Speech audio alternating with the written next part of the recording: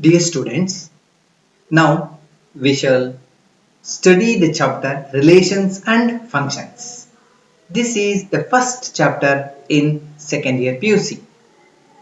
In first year PUC, you have already studied about sets, relations and functions. Now let us recall some of the concepts that we studied in first year PUC. Now look, first we shall start with the definition of a set. What is a set? Look at it. Set is a collection of well-defined objects. Now the word well-defined is very important to define a set. What do you mean by well-defined? Well-defined means given a collection of objects, then one must be able to say whether the objects belongs to the collection or not. Now look at here, that is well-defined means if you are given an object, you must be able to say that the object belongs to the collection or not. Now let us take one example here. Collection of odd numbers less than 8. What are the collections of odd numbers which are less than 8? Now the numbers are 1, 3, 5 and 7. Now the collection consists of the numbers 1, 3, 5 and 7. Suppose say if I say 10, whether that 10 belongs to the collection or not, we can easily say that 10 does not belong to the collection. Now let us say 7, whether 7 belongs to the collection. Yes, 7 clearly belongs to the collection because the collection consists of the numbers 1, 3, 5 and 7. So define a set.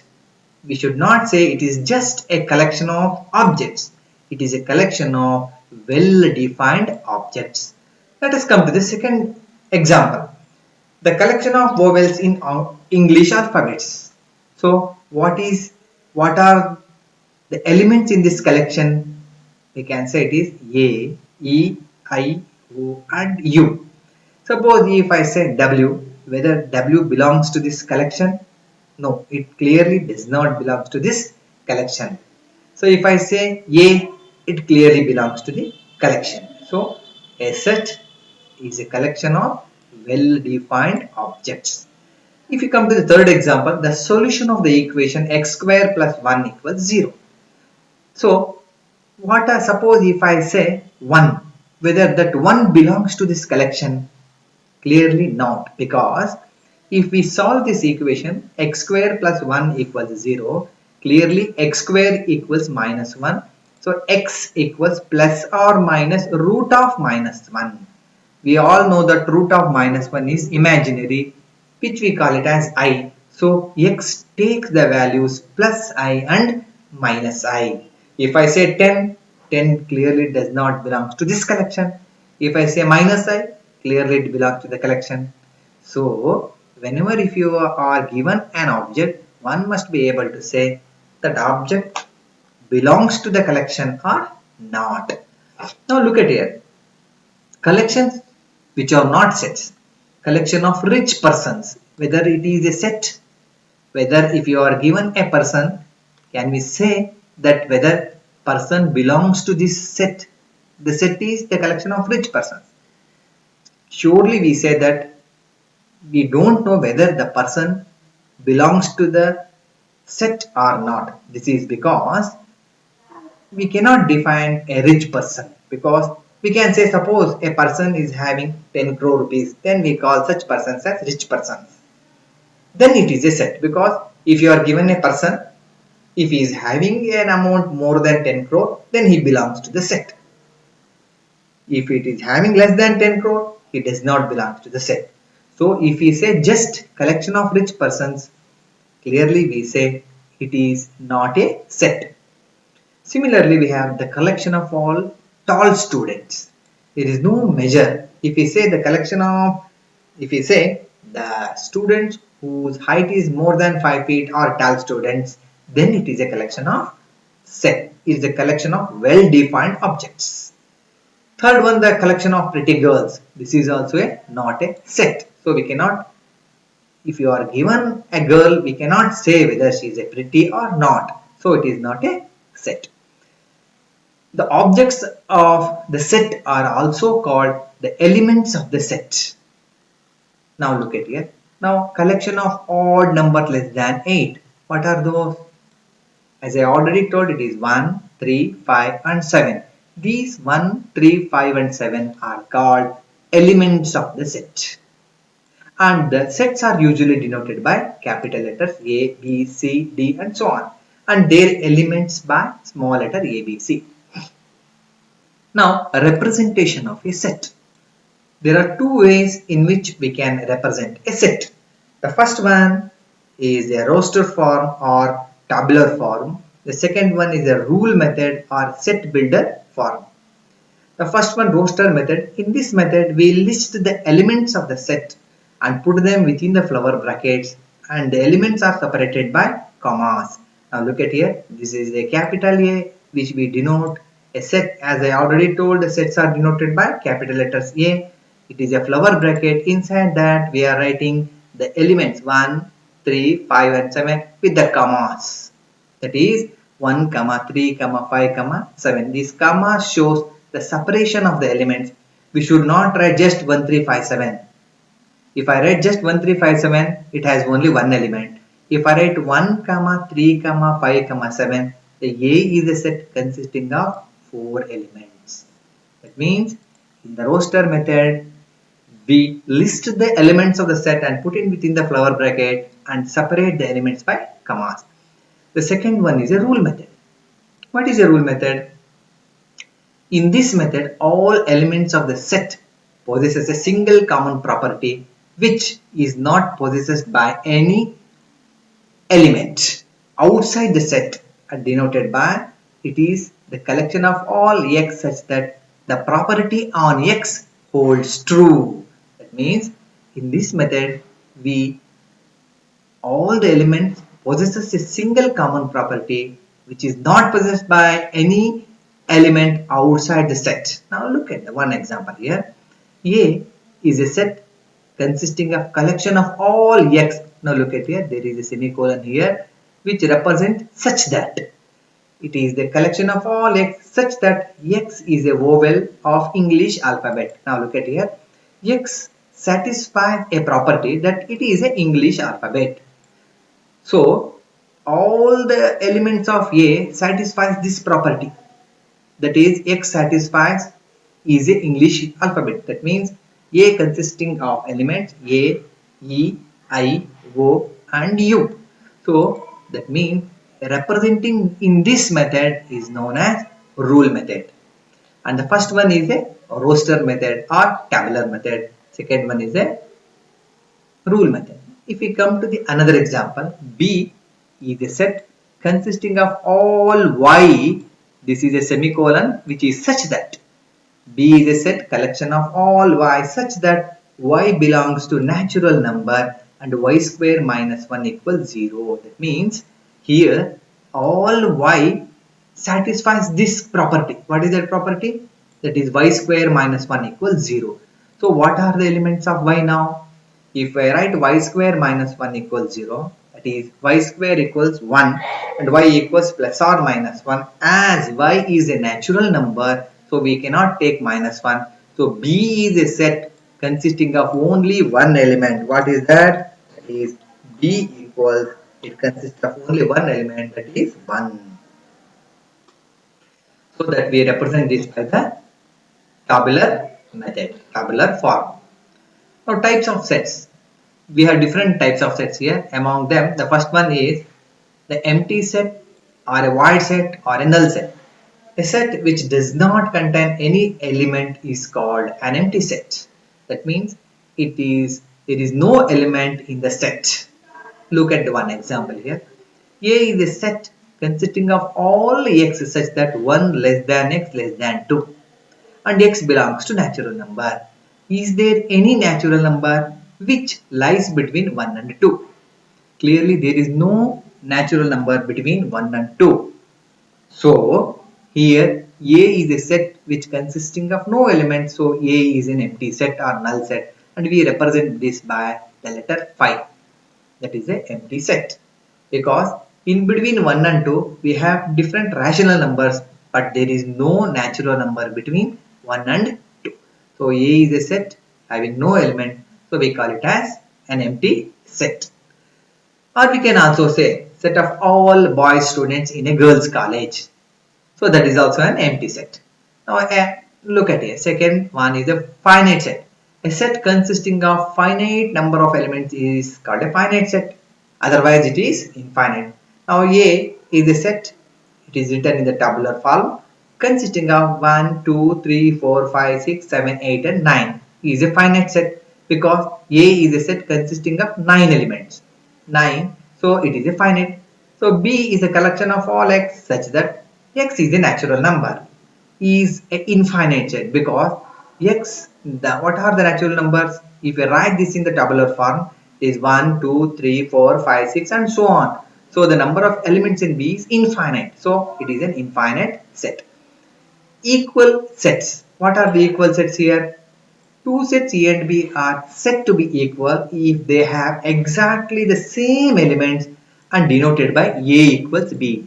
What are the same elements? Suppose if you take a set A equals the element they consisting of 1 comma 1 comma 2 comma 3, and if you say B is a set consisting of 2 comma 1 comma 2 comma 1 comma 3, then we say that A and B are equal because A is having 3 elements, this is also 3. The elements in A must be the same as the elements in B, then we say that the two sets are equal. Now come to the subsets. A set A is a subset of B if every element of A is also an element of B. That means whatever the elements of A is an element of B also. Then we say that A is a subset of B or B is a superset of A. So A is a subset of B is denoted by A is a subset of B. That means A is contained in B, we can also say. Now let us look at the example. A equals 1, 2, 3, B equals 1, 2, 3, 6, 7, 8. Clearly A is a subset of B because all the elements in A are present in the elements of B, and also B has the other elements apart from the elements of A, say 6, 7 and 8. So this we call it as A is a subset of B. And also suppose if B equals just 1, 2, 3, then also we say that it is a subset of B. If B contains all the elements of A and other elements also, then we say that A is a proper subset of B. Now it is a subset of B. In this case, look at that. Every element of A is also an element of B. Look at here. 1 is an element of A. It is also an element of B. Now 2 is an element of A. It is also an element of B. 3 is an element of A. It is also an element of B. Now intervals as subset of real numbers. Suppose if A comma B belongs to real, then the collection of all x such that A less than x less than B is called an open interval and it is denoted by open bracket A comma B. That means if I write open bracket A comma B is consisting of all real numbers which lies between A and B, and A and B are not included here. That's we have to remember here. Now come to the closed interval. Suppose if A, B belongs to R, collection of all x belongs to real numbers, A less than or equal to x less than or equal to B is called as closed interval and it is denoted by closed bracket A comma B. That means closed bracket A comma B represents all the real numbers which lies between A and B, and also A and B are included. Suppose if I say 1 less than or equal to x less than or equal to 2, then it is a closed interval 1 comma 2. Now we have an example here. Closed interval 3 comma 4 is a collection of all x belongs to real number. 3 is less than or equal to x less than or equal to 4. It means it contains all the real numbers in between 3 and 4. How many real numbers are there in between 3 and 4? There are infinite real numbers, say 3, 3.1, 3.2, 3.3, 3.4, 3.01, 3.001. So there are infinite real numbers between 3 and 4. So it is a closed interval. 3, 4 means it includes 3 and 4 and all real numbers between 3 and 4. Open interval 3, 4 gives all the real numbers between 3 and 4, and 3 and 4 are not included. Come to the next, universal set. What is a universal set? In our discussion of sets, there exists a set called universal set. It is denoted by capital U, such that all sets under discussion are the subsets of this set. Suppose we have a set A and B which are under discussion. Now U is a set like this. Whether A and B are the subsets of U here, that means 1, 2, 3, 4 are the elements of A. Clearly they are also in U. 3, 4, 6, 7, 9. Clearly 3, 4, 6, 7, 9 are also in B. So we call it as a U is a universal set. Clearly all other sets, that means in our discussion we have two sets A and B which are the subsets of U. So we call U as a universal set, or say it is a big set which includes all other sets under discussion. Operation on sets, union of sets.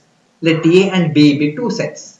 Then A union B is a set consisting of all elements of A and all elements of B, and the common elements being taken only once, and it is denoted by A union B, A U B. That means A union B, the collection of all X such that X belongs to A or X belongs to B. That means it consisting of elements X which either in A or in B. Now look at the example. A equals 2, 4, 6, 8. B equals 6, 8, 10, 12, and 13. A union B means it consisting of all those elements of A. Look at here. A has 2, 4, 6, 8. Clearly 2, 4, 6, 8. B has 6, 8, 10, 12, 13. 6, 8, 10, 12, 13. And also the common elements. Look at here. Written only once. So here common elements are 6 and 8. Here 6 and 8 are there. Written only once. That is the definition. Or we can also say that it consisting of select collection of X belongs to A or X belongs to B. Now look at here. If I say 2 here, 2 clearly belongs to A, but it does not belongs to B. So the elements of A union B, it either in A or in B. Now come to the intersection of sets. Let A and B be any two sets. The intersection of A and B denoted by A cap B. A cap B is the set of all elements which belongs to both A and B. That is, A union B is the collection of all X such that X belongs to A as well as X belongs to B. That is, the common element should be written. That's all. A has 2, 4, 6, 8. B 6, 8, 10, 12, 13. Then what are the elements which are common to both A and B? That is nothing but we see that this is 6 and 8. Here 6 and 8, they are common to both A and B. So that is nothing but A intersection B. Now difference of sets. Let A and B be any two sets. Then the difference A minus B, the set of all those elements of A which do not belongs to B. That is, A minus B, simply we can write remove the elements of B from A. That's all, nothing but. Look at here. A minus B, collection of all X such that it belongs to A and it does not belongs to B. Or you just remember here, whenever I refer to A and B, A minus B means remove the elements of B from A. What are the elements of B here? 2, 4, 6, 8 should be removed from A. Look at here, 2 is removed here, 4 is removed here, and 6 is removed. 2 is removed, 4 is removed, and 6 is removed. 8 is not present here. So what are the elements remaining? 1, 3 and 5. So that is 1, 3 and 5. It is simple. Complement of a set. Let U be the universal set and A be a subset of U. The complement of A is a subset of U means the elements of A are always present in elements of U. The complements of A denoted by A dash is the set of all elements of U which are not the elements of A. Belongs to A, does not belongs to U, and does not belongs to A. It is just as A minus B is what? It is remove the elements of B from A. Simply remove the elements of A from U. That is nothing but we can also say that is A dash can be written as, look at here, A dash is nothing but U minus A. Same. Remove the elements of A from U. What are we have to remove here? 2, 4, 6, 8, 10 is removed from U. 2, 4, 6, 8, 10. So A dash is 1, 3, 5, 7 and 9. Cartesian product of two sets. So Cartesian product of sets. Let A and B be two non-empty sets. The Cartesian product of A and B denoted by A cross B. We read it as A cross B.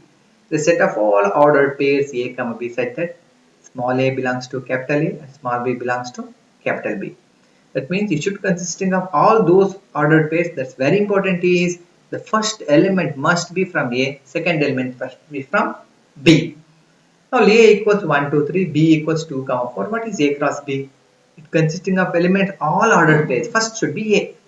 That means 1, 2, 1, 4, 2, 2, 2, 4, 3, 2, 3, 4.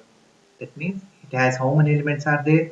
1, 2, 3, 4, 5, 6. 6 elements are there in A cross B. How we can say it is 6?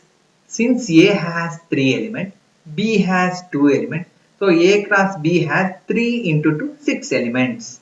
That means consisting of all those ordered pairs where the first element must be A, that is 1, 2, 3. Second element must be from B, that is 2, 4. Next, relation. What is the definition? A relation R from a non-empty set A to a non-empty set B is a subset of A cross B. Remember, a relation is always a subset of A cross B consisting of those ordered pairs. Remember, it is not all, it is not entire A cross B. It consisting of those ordered pairs of A cross B where the first element of A is related to the second element of B. That means the relation R is not entire A cross B. It is a subset of A cross B where the first element must be related to second element. Look at here. R is clearly a subset of A cross B. Now look at it. If an ordered pair A comma B belongs to R, then we write A capital R B. What is mean by A R B? And it is read as A R B is nothing but A is related to B by capital R. Now domain of the relation R. Domain of the relation R. The set of all first coordinates of elements of R are called the domain of R. Range means the set of all second coordinates of the elements are of capital R are called the range of R. And here R means relation. That is, what is R? Here R is a relation. Now look at it. The set B, here we call it as codomain of R, and R is always a subset of codomain. If we look into one example, we can easily say we get we know we can easily understand the definition of the domain, range, and the codomain. If we look into the example, look at here. A is a set consisting of 1, 2, 3, 4, 5, 6. We define a relation capital R from A to A by capital R equals collection of all x comma y. This is such that y equals x plus 1. Now look at here. What are the elements of R? R should contain only those ordered pair x comma y where the second element must be equal to first element plus 1. So what are those? Now we can write, suppose if you give x is equal to 1, then y becomes 2. So 1 comma 2. So x should be given 1 to 6 here. If we give x equals 2, y becomes 3. X equals 3, y is 4. X equals 4, y equals 5. X equals 5, y equals 6. We cannot give x equals 6. Then y becomes 7. 7 clearly does not belongs to A. Clearly, look at these 1, 2, 2, 3, 3, 4, 4, 5, 5, 6. These are all clearly the subset of A cross A, right? Because A has 6 elements Again, A has 6 elements. A cross A has 36 elements. Among 36 elements, we have only 5 elements which satisfy this relation. So now we come to the definition. What is a definition? It is relation is a relation R from the set A to a non-empty set B, or in this case set A to A is a subset of A cross A consisting of those ordered pairs where the first element of A is related to the second element of B. Now look at here. Here in each case first element is related to second element by y equals x plus 1. Now look at here. Here the domain is, look at here, the 1, 2, 3, 4, 5. The first elements of R, they are called the domain of the relation. What are the range? The second elements 2, 3, 4, 5 and 6.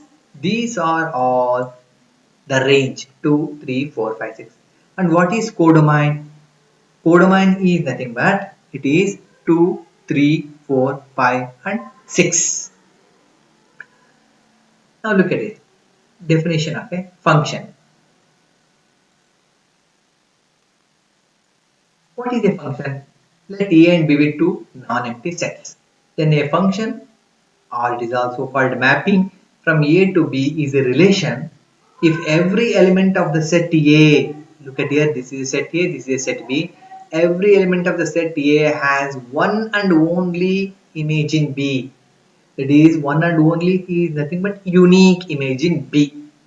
Now look at it. F is a mapping from, so suppose this is a capital A, this is a capital B. F is a mapping from A to B. Then we call this F is, look at here, it is a function. If we call this F as a function, then every element of the set A must have only one image in B. Look at it. The function F from A to B is generated by F semicolon A arrow mark B. This is F from A to B. Then we call it as a function. Suppose if A comma B belongs to F, then F of A equals F of B. Here, look at here, F of A equals F of B, right? Here, what is this B here? Here, B is called image of A under F. If you look into here, A is an element of capital A, this is capital B. Here, what is this B? B is called image of A. And A is called the pre-image of B under F. The element F of A in B is called the image of A under F. Now look at here. Simply remember it. If F is a function from A to B, an element of A belongs to capital A and belongs to capital B.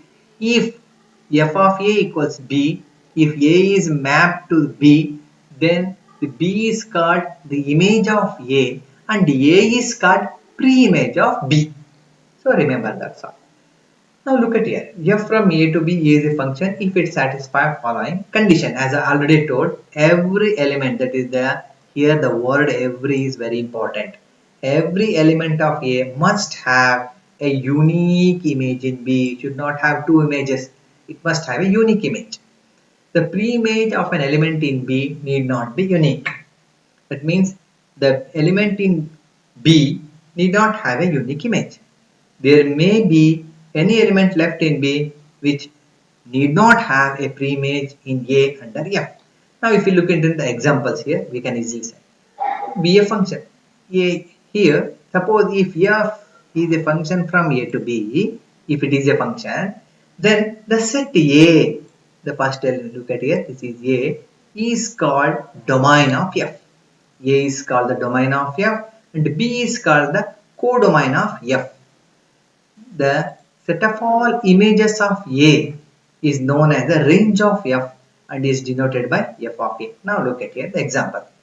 Look at this function F1. Suppose this is a set A. The first one is set A, second one is a set B. A is a set having the elements 1, 2, 3. B is a set having A, B and C. So what is the definition whether F1 is a function? If it is a function, then every element of this must have a unique image in B. Now look at here, 1 has a unique image A, right? So 2 has a unique image B. 3 has a unique image, again it is B. Look at here, it is clearly a function. This is because 1 has a unique image, that is A. 2 has unique image B. 3 has a unique image, that is B. That means 3 has no two images, that is B as well as C. 3 has only one image. Here the any element can be left in this codomain.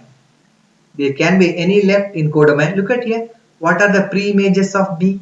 That is 2 and 3. That means pre-image of the elements of the codomain is not unique. It may take 2 or 3. But every element of this must have a unique image. Now come to the function F2. 1 has a unique image A.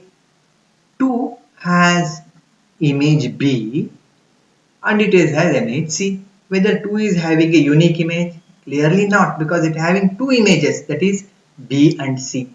3 has a unique image C. So F2 is not a function here. That means that we can say clearly F2, that is F2 is not a function because 2 has two images. Now look at F3 here. Whether it is a function, clearly 1 has a unique image, 2 has a unique image. Look at the element of 3. 3 has no images. What is the definition? Every element of, every means each element of this must have a unique image. So 3 has no image. So F3 is not a function, isn't it? Clearly we can say F3 is not a function because 3 has no image. So 3 has no image. So these are all the concepts that we have already studied in the first year PUC. Now in the second year PUC we have a first chapter, that is the first chapter we have the relations and functions. In the next class we shall directly come to the portions that are in the second year PUC. Thank you very much.